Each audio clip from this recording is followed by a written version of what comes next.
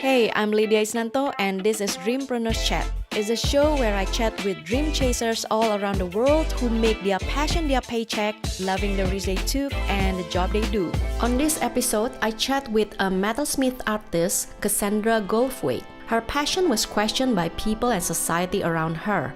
What if you fail? But she courageously confronted herself, what if I fly? She is now the owner of Moonfire Charms, a jewelry business located in North Carolina, USA.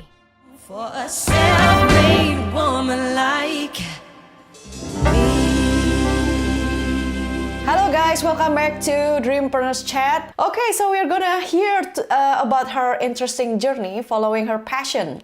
So Cassandra, hi first. Hey Lydia, it's good to see you. Yeah, good to see you again. Oh my god, it's like how many years? About 3 years. About 3 years, yeah. The last time we met was in sushi bar. Yeah, we had dinner and sushi and I had a good girls chat. Yeah, and that time you already have the jewelry business at that time, right? Yeah, at that time I had already turned Moonfire Charms into a full-time business. Yeah. So I think we would like to know how actually the business and your passion started. Sure. So I first discovered my passion for jewelry making at 14 when my mom's friend came over one day with a toolbox and it was full of Swarovski beads and silver wire. And that afternoon, she taught us how to make our own wire-wrapped earrings. And that was the moment where I realized, hey, I really like doing this. And that was the magic moment that got me hooked on jewelry making. And today, I'm happy to say that I've turned my passion into a paycheck and I am my own boss. Yes. Okay, so you have been doing this business for total until now. How long is that? Since when it was a sideline, it was 2008. So now it's 2018. It's a good 10 years now. I want to start the journey at when I was just fresh out of junior college. Mm-hmm. So I was 19 and I actually had really bad A-level results.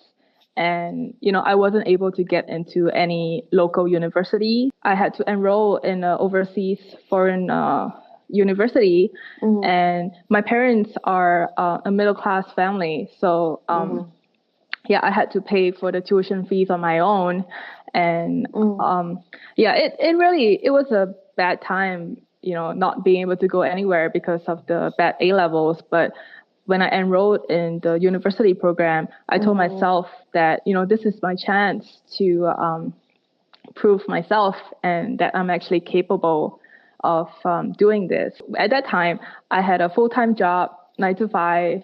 And then I was going for classes at night, 7 to 10, dealing with exams, projects, assignments. And then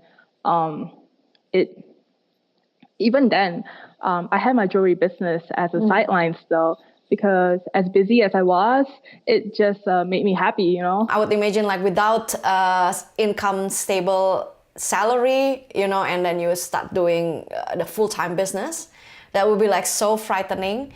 So what was the inspiration and what was the courage for you to do that? So what happened was that after I graduated from Murdoch University with a degree in public relations and marketing management, the following year, Murdoch University actually gave me an award.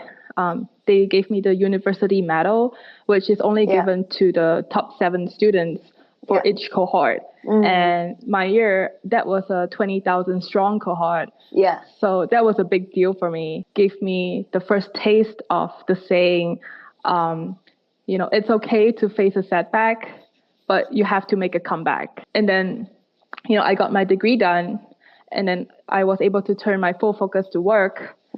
But at that time, once I fully focused on work, I realized that, I don't like working in the corporate world as much as I thought I would. So I started thinking about the idea of quitting my full-time job and focusing on my jewelry business full-time instead. It's a big decision. So, I talked to my friends, I talked to my family, and the sad thing is that, I got a lot of negative reactions. So people are saying like, you're going to lose a steady income. You're not going to get like a bonus. You're not going to get employee benefits. You don't know if your business is going to succeed. And I think the most hurtful one was when people would say, oh, jewelry making is not a real business. I took those in and I just kind of thought to myself, you know what, maybe this is not a good idea. So I just stayed at my corporate job. And I think in society, people think, the road to success, the typical road is you go to university, you get your degree, you find an office job, and then you start climbing the corporate ladder. And how successful you are is how far up that ladder you climb. Yeah, especially in Singapore, right? Especially in Singapore, very much so. Yeah, and I think there's nothing wrong with that, but we need to really start expanding the definition of success, because there's so many other paths to success than just your career and how much you're earning. When you start deciding you want to go for it full time, do you have some support or like from family or something? It was a big risk, but I did 4 years in total in the marketing department. And then that's when I realized that, I can't do it anymore. I don't want to climb the corporate ladder. I want to find my own path and climb my own ladder, so to speak. I did the risk assessment too. I mean, at that time, I figured like I was single, I was living with my parents still. So I didn't have to worry about mortgage or rent. Yeah. And I didn't have kids to take care of. So if I took the plunge, it would just really be myself, if anything were to fail.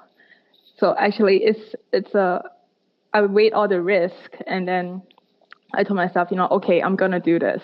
One of the few people that really gave me their full support was my dad. And I really have him to thank.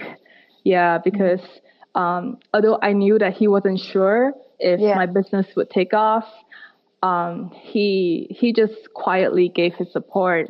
And, he would help me buy meals, and he would give me money here and there, even though I told him like, you don't have to.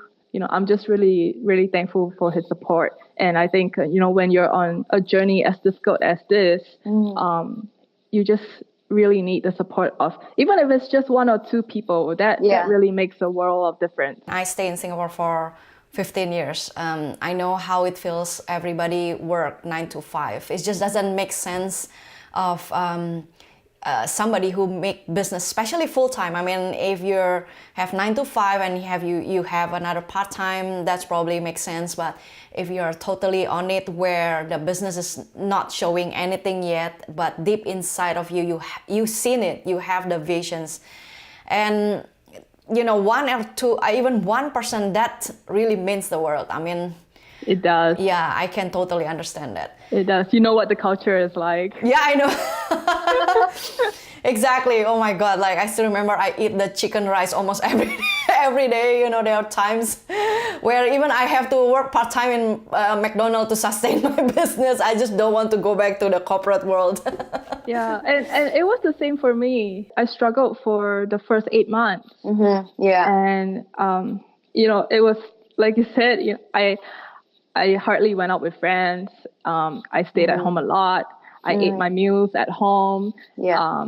I didn't buy clothes, no makeup, nothing of that. I was just like survival mode. After you become a business owner and you start your own, and what are the challenges that you face or you scared the most, or Like I mentioned earlier, I struggled for the first 8 months because I think when you are just starting out your business, that is really one of the hardest parts, where you have to, find your niche, you have to find your customer base, and then you just have to get that momentum going. At the 9th month, in September 2013, I had an idea, which was that, everyone likes to, either watch TV shows or watch movies or read books. And there's always that one character that, you feel like you identify with, that you can connect to. Yeah.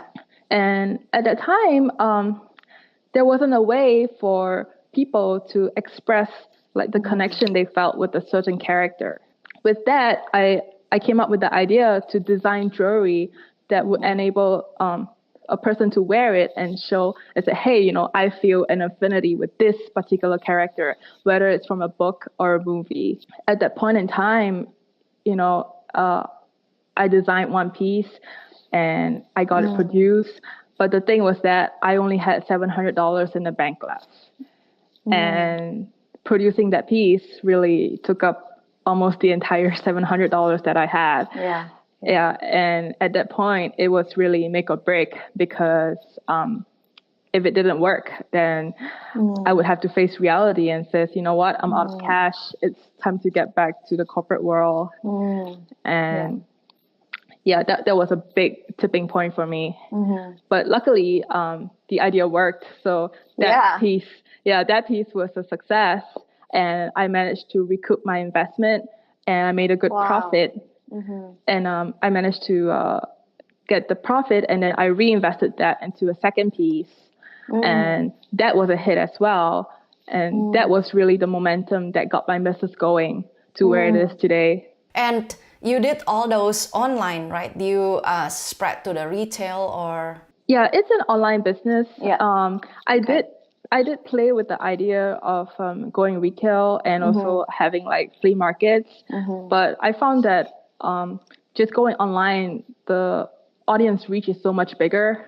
And the cost is so much lower because you don't need to give incentive to anyone, right? Yes.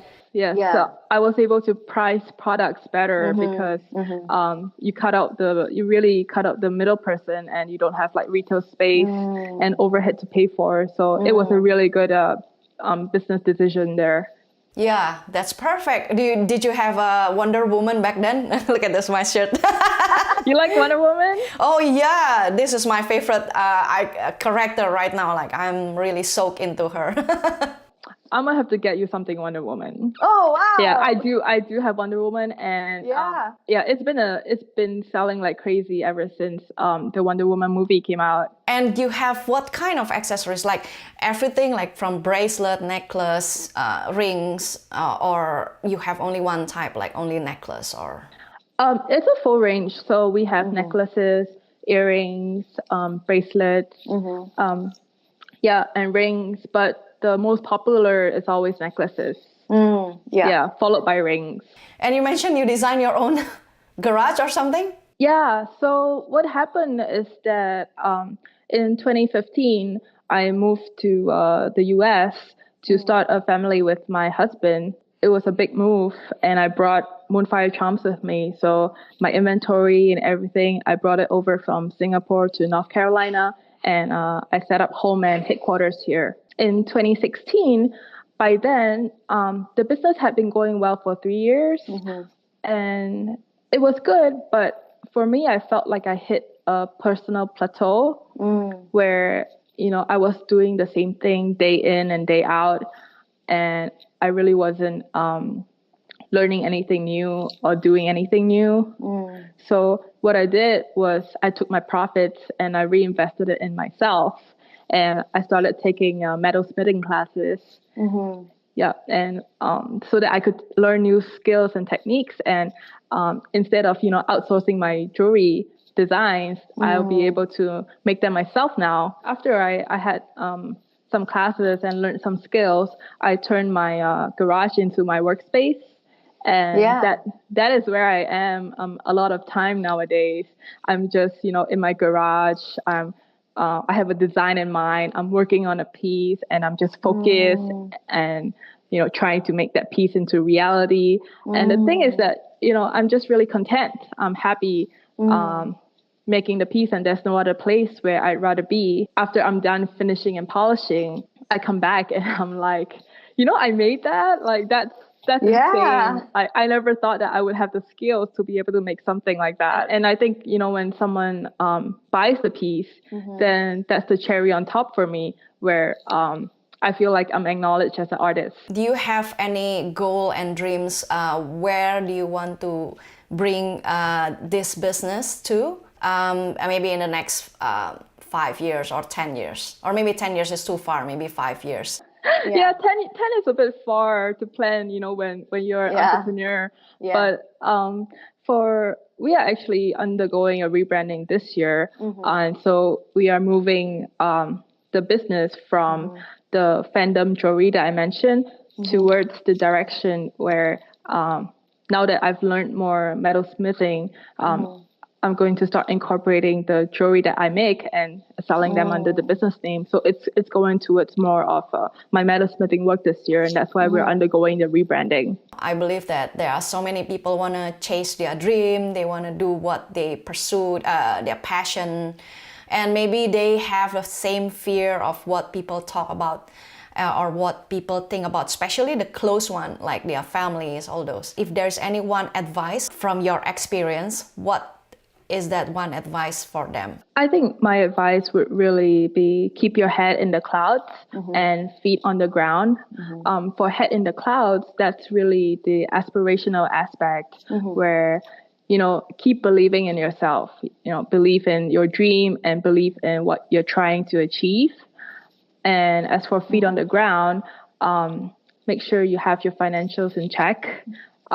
Make sure you have savings to tide you over, and make sure you are careful about how you spend your money, because the truth is setting up your own business is a big risk, and you really don't know how much time it's going to take for it to take off. So make sure you have something to tide you over, to buffer there. Right. Yeah, but I think the most important thing is just never give up. Actually, I didn't know your real story until now. I mean, back then when we met in Singapore, I already knew that you're working on your own business. I have my own business, so we connect because we both entrepreneurs.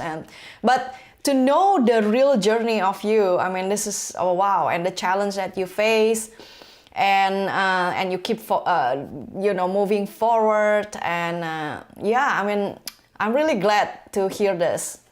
And I'm really glad that, you asked me to be on your show so that I could share my story and, hopefully inspire someone out there who's also thinking about turning their passion into a paycheck.